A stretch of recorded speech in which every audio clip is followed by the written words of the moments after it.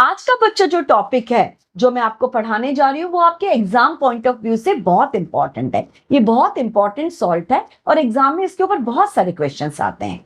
आप मेरे साथ पढ़िए, मैं आपको 10 to 15 मिनट्स में बहुत इसके कॉन्सेप्ट्स क्लियर कराती हूँ। तो हमारा आज का टॉपिक कौन सा है? हमने acid base and salt start किया है और मैं आपको आज पढ़ाने जा रही हूँ बहुत इंपॉर्टेंट सॉल्ट, बेकिंग सोडा।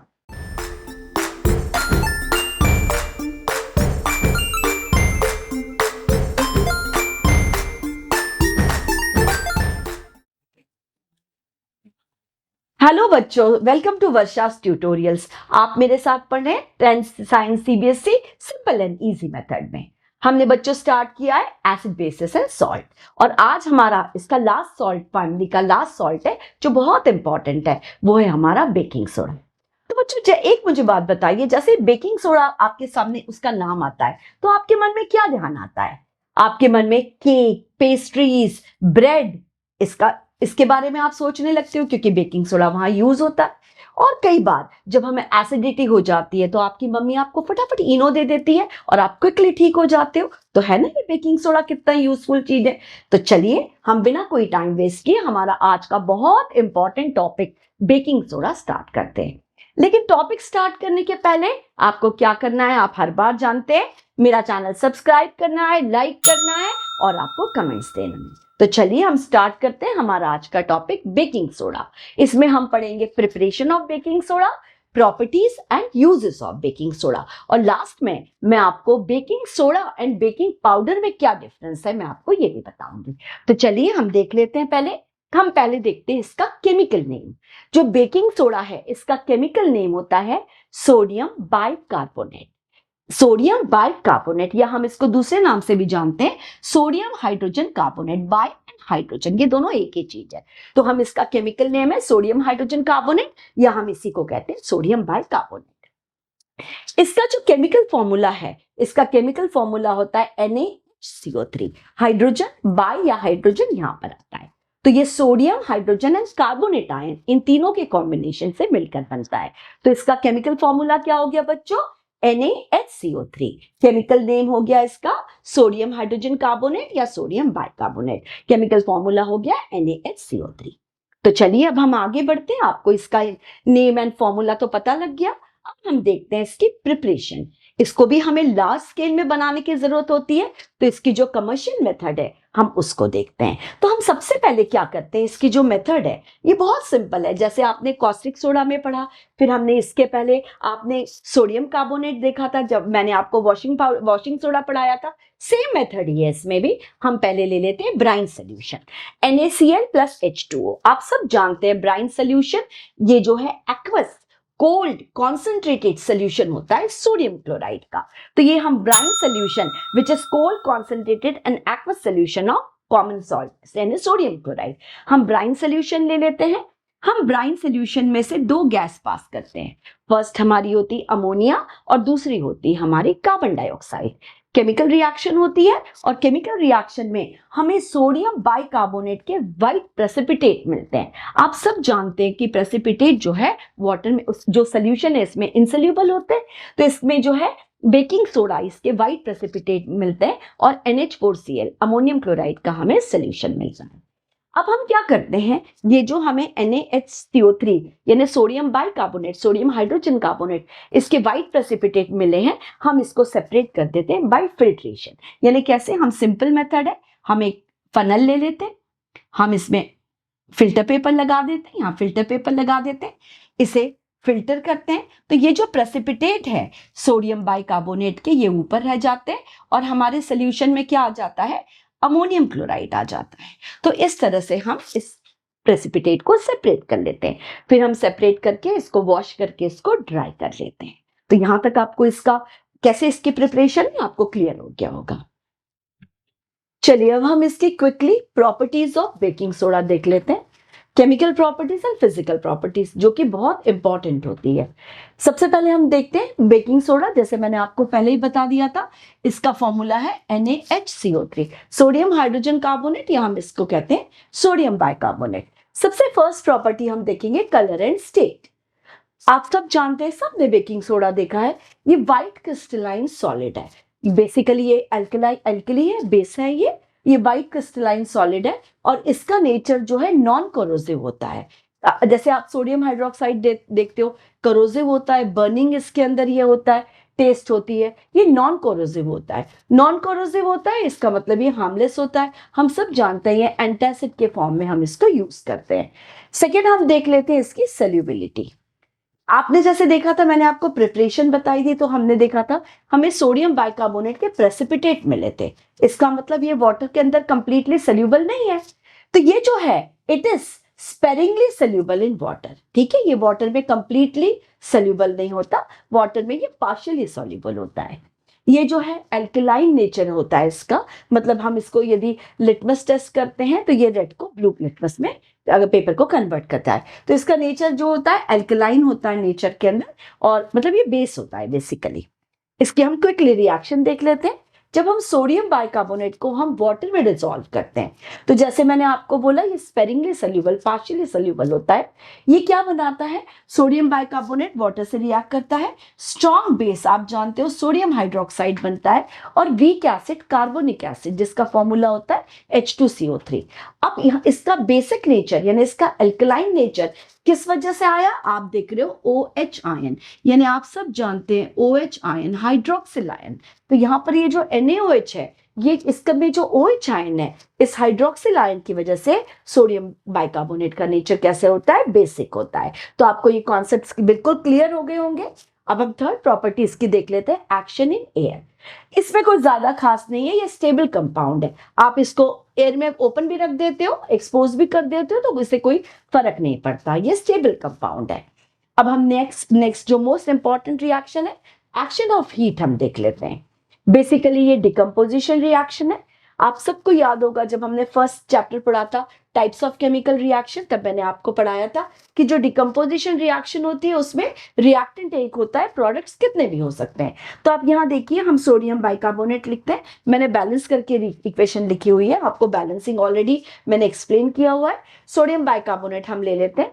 अब सिंगल रिएक्टेंट तो रिएक्ट कर नहीं सकता, तो ये क्या करता है, हम इसको हीट देते हैं। यानी यहाँ पर हम इसका डिकम्पोजिशन रिएक्शन है, पर हम कौन सा डिकम्पोजिशन यहाँ कर रहे हैं, थर्मल डिकम्पोजिशन। आपको याद होगा कि जब हम हीट एब्जॉर्ब करता है तो कौन सा रिएक्शन होता है, थर्मल डिकम्पोजिशन। तो ये क्या करता है, सोडियम बाइकार्बोनेट को जब हम हीट प्रोवाइड करते हैं तो ये हीट को एब्जॉर्ब कर लेता है। हीट को एब्जॉर्ब कर लेता है, सोडियम कार्बोनेट Na2CO3 में कन्वर्ट हो जाता है। यहाँ पर कार्बन डाइऑक्साइड गैस निकलती है और वाटर, याद रखना, वेपर्स के फॉर्म में निकलते हैं। कार्बन डाइऑक्साइड की कंफर्मेशन टेस्ट हम जानते हैं, लाइम वाटर टेस्ट है, जिसमें लाइम वाटर को मिल्की कर देता है। तो लाइम वाटर टेस्ट से हम इसको कंफर्म कर लेते हैं, यहाँ पर वाटर वेपर निकलता है। तो ये जो है हमारी थी ये थर्मल डिकम्पोजिशन रिएक्शन, जहां पर हम इसको हीट प्रोवाइड करके हम इसको ब्रेक डाउन यानी डिकम्पोज कर देते हैं। लास्ट हम देख लेते हैं एक्शंस ऑफ एसिड्स। अब आप खुद ही देखिए, इसका नेचर बेसिक है। एसिड बेस आपस में रिएक्ट करेंगे तो नेचुरली न्यूट्रलाइजेशन होगा। तो इसका जो बेसिक नेचर है, जो बेस होता है वो एसिड के साथ रिएक्ट करेगा। तो बच्चों इसका नेचर बेसिक होता है, तो ये न्यूट्रलाइज कर देता है एसिड को। हम रिएक्शन देख लेते हैं। जैसे सोडियम बाइकार्बोनेट लिया मैंने, डाइल्यूट HCl, हम कुछ भी ले सकते हैं, डाइल्यूट H2SO4 भी ले सकते हैं। अभी मैंने यहाँ डाइल्यूट हाइड्रोक्लोरिक एसिड लिया है। रिएक्शन होती है, यहाँ पर सॉल्ट बन जाएगा हमारा सोडियम क्लोराइड, वाटर बनेगा और कार्बन, सॉल्ट एंड वाटर तो बन गया, न्यूट्रलाइजेशन रिएक्शन है। और कार्बन डाइऑक्साइड, क्योंकि यहाँ पर CO3 है तो कार्बन डाइऑक्साइड निकलेगी, जो हम एफरवेसेंस के साथ निकलेगी। और हम सब जानते हैं इसकी लाइम वाटर टेस्ट से हम इसको कंफर्म कर लेते हैं। तो ये मेन जो प्रॉपर्टीज थी बेकिंग सोडा की, colour and state, solubility in water, action in air, action of heat and action of acid, ये मैंने आपको क्लियर कर दिया। ये बहुत इजी है, आपको एक दो बार आप करोगे आपको इजीली समझ में आ जाएगा। चलिए अब हम इसके यूजेस देख लेते हैं। आपको एग्जाम में यूजेस सभी के लर्न करने हैं, लेकिन आप दो दो यूजेस पढ़ लेते हो तो भी सफिशिएंट है। तो हम यूजेस ऑफ बेकिंग सोडा देख लेते हैं। सबसे फर्स्ट बेकिंग सोडा का यूज होता है यूज्ड एज एंटासिड। हम सबको पता है कि जब हमें एसिडिटी हो जाती है, जब हम सब जानते हैं कि स्टमक से हमारा डाइल्यूट HCl रिड्यूस होता है, लेकिन किसी वजह से ओवर ईटिंग या कोई इन्फेक्शन की वजह से स्टमक के अंदर एसिडिटी हो जाती है, तो बेसिकली ये बेस एल्कलाइन नेचर का होता है। तो आपको याद होगा इनो या आप बेकिंग सोडा ही वाटर के अंदर डाल के आप क्विकली इसको लेने से हमें रिलीफ मिलता है। तो बेसिकली इसका नेचर बेसिक होता है, एसिड बेस न्यूट्रलाइज हो जाते हैं, sodium chloride, salt, water and carbon dioxide निकलती है और हमें इमीडिएटली रिलीफ मिलता है। तो ये एज ए एंटासिड ये हम इसको यूज करते हैं। सेकेंड इसका यूज है used for making crispy fritters. आपको याद है बारिश के मौसम में आपकी मम्मी आप लोगों के लिए पकौड़े और ये सब बना के देती है, तो जो क्रिस्पी फ्रिटर्स है उसको बनाने में बेकिंग सोडा यूज होता है। थर्ड हम देखेंगे it is use in soda acid fire extinguisher. आपने हमेशा बिल्डिंग्स में और आपने देखा होगा रेड कलर के फायर एक्सटिंग्विशर आप सबने देखे हैं, इसको मैं बाद में नेक्स्ट स्लाइड में आपको क्लियर कराऊंगी। तो ये जो सोडा एसिड फायर एक्सटिंग्विशर है उसमें ये यूज होता है। लास्ट है it is use for making baking powder. ये बहुत इंपॉर्टेंट है, कई लोगों को कंफ्यूजन होता है कि बेकिंग सोडा और बेकिंग पाउडर एक ही चीज है। हम नेक्स्ट इसमें देखेंगे दोनों डिफरेंट होता है। और हम सब जानते हैं बेकिंग पाउडर बेकरी प्रोडक्ट्स से आप कुकीज, केक्स, पेस्ट्रीज, ब्रेड बनाने में इसका यूज होता है। तो ये जो है बेकिंग सोडा के ये यूजेस थे एंटासिड के फॉर्म में, crispy fritters, soda acid fire extinguisher में एंड बेकिंग पाउडर बनाने में इसका यूज होता है। चलिए अब हम देख लेते हैं बेकिंग पाउडर। बच्चों एक बात बहुत ध्यान से सुनना है आपने, बेकिंग पाउडर 1 मार्क या कई बार 3 मार्क्स में भी ये क्वेश्चन हर साल एग्जाम में आता है। आपके तीनों सेट में से किसी ना किसी सेट में बेकिंग पाउडर कंफर्म आता है। और कई लोगों को कंफ्यूजन होता है कि बेकिंग सोडा और बेकिंग पाउडर एक ही होता है। आपको ध्यान से समझना है क्या होता है। जो बेकिंग पाउडर है हम सब जानते हैं कि बेकिंग सोडा क्या है, मैं वापस यहाँ फॉर्मूला लिख देती हूँ, NaHCO3 सोडियम बाइकार्बोनेट। हम जानते हैं ये क्या है, बेस है। आप सब जानते हैं कि जो बेस होता है सोडा मतलब बेस होता है, ये आप सब जानते हैं बिटर होता है टेस्ट में। हमने एसिड बेस एंड सॉल्ट में पहले शुरू में मैंने आपको बताया था। तो ये जो है बिटर होता है टेस्ट में। और आप इसको यदि यूज करते हैं, हम इसको बेकरी प्रोडक्ट में, केक बनाने में, पेस्ट्रीज में या ब्रेड बनाने में, तो ये उसको कैसे बिटर टेस्ट देगा। तो हम क्या करते हैं, हम इसके अंदर सोडा के अंदर हम बहुत माइल्ड एडिबल एसिड जैसे टार्ट्रिक एसिड आप जानते हैं टैमरिंड में होता है, या फिर कई बार हम सिट्रिक एसिड जो लेमन में होता है, हम बिल्कुल माइल्ड एडिबल एसिड इस बेकिंग सोडा में मिक्स कर लेते हैं। तो एक्चुअली जो बेकिंग पाउडर है it is a mixture of baking soda and tartaric acid, या कई बार हम सिट्रिक एसिड भी डालते हैं। तो ये जो माइल्ड एडिबल एसिड है और बेकिंग सोडा, इसके मिक्सचर को हम कहते हैं बेकिंग पाउडर। तो क्या होता है जब हम इसमें मिक्स करते हैं तो न्यूट्रलाइजेशन हो जाता है और इसकी जो टेस्ट है बहुत प्लेजेंट टेस्ट देता है ये बेकिंग पाउडर, ठीक है। अच्छा, जब अब नेक्स्ट है जब जैसे इसकी रिएक्शन देख लेते हैं। आप ये देख रहे हैं ये बेकिंग सोडा है, हम ये इसमें एडिबल एसिड कुछ भी टार्ट्रिक एसिड या सिट्रिक एसिड डाल देते हैं। एसिड से हमें H+ मिलता है, दोनों न्यूट्रलाइज हो जाता है, सोडियम हमारी कार्बन डाइऑक्साइड निकलती है और हमारा वाटर डो में रह जाता है। अब यहाँ पर कार्बन डाइऑक्साइड का बहुत इंपॉर्टेंट रोल है। जब आप बेकिंग पाउडर को आप सब देखते होंगे अपने पेरेंट्स को बनाते हुए, केक बनाते हुए, घर में भी हम बनाते हैं, तो जो डो है जब हम इसके अंदर हम बेकिंग सोडा मतलब बेकिंग पाउडर डालते हैं और फिर हम इसको अवन में रख देते हैं, तो आप देखते हैं जब जैसे ये हीट करते हैं हम इसको, तो कार्बन डाइऑक्साइड गैस निकलती है और ये कार्बन डाइऑक्साइड गैस जो डो है उसी में ट्रैप हो जाती है। और एक्चुअल में ये कार्बन डाइऑक्साइड ही है जो रेजिंग एजेंट है, ये वहां पर ट्रैप हो जाती है और ये इसको केक को स्पॉन्जी, पोरस, फ्लफी बनाती है। तो कार्बन डाइऑक्साइड का रोल बहुत इंपॉर्टेंट होता है सारे बेकरी प्रोडक्ट्स में। तो जो बेकरी प्रोडक्ट्स में आपको स्पॉन्जी, सॉफ्ट, फ्लफी जो आपको मिलता है वो रेजिंग एजेंट हमारा होता है कार्बन डाइऑक्साइड, जो हमें किससे मिलता है, बेकिंग पाउडर में जो सोडियम बाइकार्बोनेट है, इससे इसको हीट करने से जो कार्बन डाइऑक्साइड निकलती है उससे हमें मिलता है। तो ये आपको बेकिंग पाउडर भी क्लियर हो गया होगा। चलिए अब हम लास्ट में इसका देख लेते हैं, soda acid fire extinguisher. Baking soda का बहुत इंपॉर्टेंट रोल होता है। आप सब ने बिल्डिंग के नीचे या बाहर अलग अलग जगह पर रेड कलर के सिलेंडर्स देखे हैं जो फायर एक्सटिंग्विशर का काम करते हैं। तो हम उसका प्रिंसिपल देख लेते हैं। ये हमारा एक सिलेंडर है, इस सिलेंडर के अंदर जो रहता है बेकिंग सोडा सोल्यूशन भरा होता है, NaHCO3 का सोल्यूशन हम डाल देते हैं। यहाँ पर एक अंदर आप देख रहे हैं एक टेस्ट ट्यूब होती है। इस टेस्ट ट्यूब को एक थ्रेड से, एक नॉब से कनेक्ट कर देते हैं। इस टेस्ट ट्यूब में हम डालते हैं डाइल्यूट सल्फ्यूरिक एसिड और ऊपर से ये बंद कर देते हैं और ये एक पाइप होता है जहां से CO2 इवॉल्व होती है। अब जब कभी भी फायर लग जाता है, जब फायर का जैसे ही होता है तो क्या करते हैं, ये जो इसको नॉब को जोर से खींचते हैं, नॉब ब्रेक हो जाता है। नॉब जैसे ही ब्रेक होगा तो ये टेस्ट ट्यूब ब्रेक हो जाएगी और इसके अंदर का जो सल्फ्यूरिक एसिड है वो आप देख रहे हैं इस सोल्यूशन में आ जाएगा। केमिकल रिएक्शन होगी, सोडियम बाइकार्बोनेट और सल्फ्यूरिक एसिड आपस में रिएक्ट करेंगे, सॉल्ट तो बनेगा लेकिन मेन है कार्बन डाइऑक्साइड गैस इवॉल्व होगी। ये जो कार्बन डाइऑक्साइड गैस है और वाटर वेपर्स इवॉल्व होंगे।